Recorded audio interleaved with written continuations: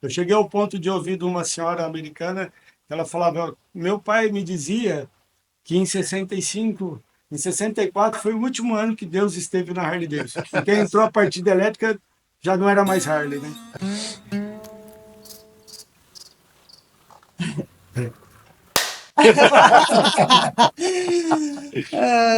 Vamos lá, falamos da moto do Queria falar Marcão. das Evo agora. Então, bora Fala lá. Brasil.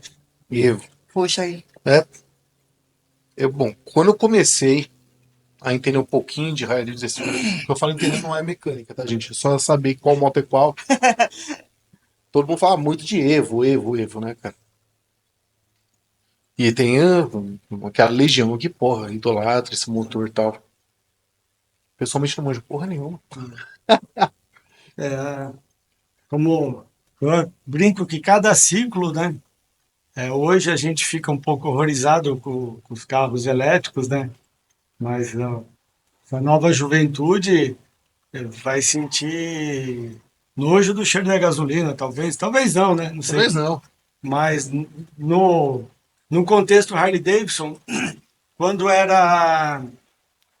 Quando não tinha partida elétrica que em 65 entrou, os que estavam antes da partida elétrica ficaram enojados, porque tinha partida elétrica. Eu cheguei ao ponto de ouvir de uma senhora americana, ela falava, meu pai me dizia que em 65, em 64 foi o último ano que Deus esteve na Harley Davidson, porque entrou a partida elétrica, já não era mais Harley, né? Pesada essa fala, né? Mas aí, em 99, quando entrou a injeção, né, há muito saudosista falou também, Harley acabou agora, Que não é mais esse né? carburado. Que agora as motos são injetadas, já não são de plástico. E isso vem no longo da mudança de modelo, né? Com as M8, com as Rushmore, né? Sempre vai ter uma resistência, Sempre né? vai do novo, né? Mas as Evos, eu tive a felicidade de poder criar uma paixão nelas ainda quando o Evo era muito barato, né?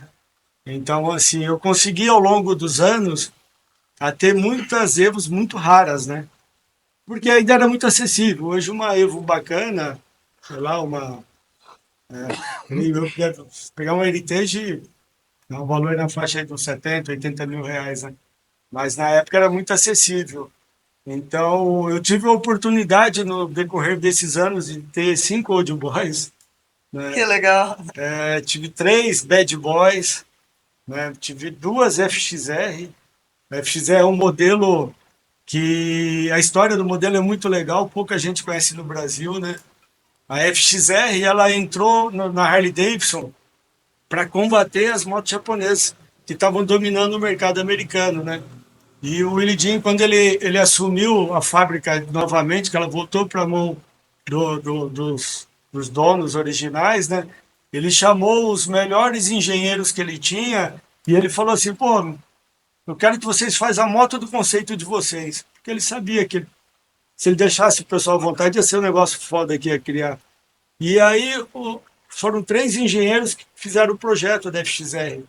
E um dos engenheiros era o Eric Buell, que posteriormente viria a fundar a fábrica da Buell, né? Cara, Então ela a história aqui é uma moto com concepção de engenheiro. Então assim, até hoje é considerado um dos melhores quadros da Harley Davidson, a melhor moto para curva. O pessoal que usa moto lá de performance, de exibição, geralmente usa o quadro da FXR, né? E eu brinco das duas que eu tive que nem parecia Harley, porque elas aceleravam, freavam e faziam curva. É realmente vazava óleo. também. Então era. Mas aí é legal porque a história assim, do modelo, né? E ela deixou de dar continuidade, se era tão boa, por que que deixou de dar continuidade? Porque para a Harley entrar na competição de mercado, a indústria de robótica estava já fazendo toda a parte de quadro, tudo. E isso reduzia custo de produção, né? E a FXR, ela era um quadro totalmente feito manualmente, um a um. Então, assim, ela tem muito ponto de solda. E aí na robótica não dava para dar continuidade nisso. Que aí a Dyna ganhou força e a Dyna veio para suprir esse espaço da Deve FXR, né? chegar. Da FXR, né? Mas é uma moto em poucas no Brasil, né? Eu tive felicidade de ter duas. Eu tenho conhecimento, acho que de umas 10 ou menos, né? Caramba. E eu tive uma das mais, assim, da FXR, saiu 5 modelos, né? E aí a Harley, para pegar os caras das Touring, que estavam indo para as Goldwing, o que, que ela fez? Ela foi a primeira moto feita pela Harley Davidson com o sistema detachable. Então, detachable, removível. Então foi a primeira moto que você, por exemplo, eu chegava no hotel, as bolsas eu soltava 3 parafusinhos com a mão e saía com a bolsa que viravam malas, 2 malas, né? Legal. Ah, eu quero dar um rolê na cidade, o para-brisa era removível, né? Então, e esse modelo de FXR, que é a FXR Convertible, é de conversível justamente porque você repaginava ela em 2 minutos, né? Tirava as bolsas, tirava o para-brisa, virava uma moto de cidade, né?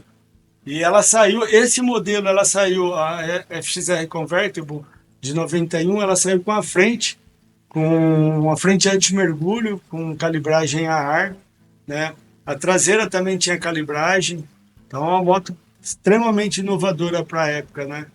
E como era uma moto comparado, se for comparar aqui no Brasil, a FXR, desligou aquela câmera, comparado aqui no Brasil, a FXR seria a Hornet quando veio para o Brasil. Quando começou as Hornet, que era uma moto de fuga, moto usada para era Pra meter o louco. para meter o louco, né? E lá nos Estados Unidos, os clubes 1% adotaram a FXR como uma moto para fuga, para tudo, né? Então, é uma moto, a história do modelo é muito legal, né? A sua era uma vermelha. Eu tive a vermelha, que era a Convertible, né? Tá. E eu tive uma, que era 91, e eu tive uma 93, 94 preta, que era a FXR Sport.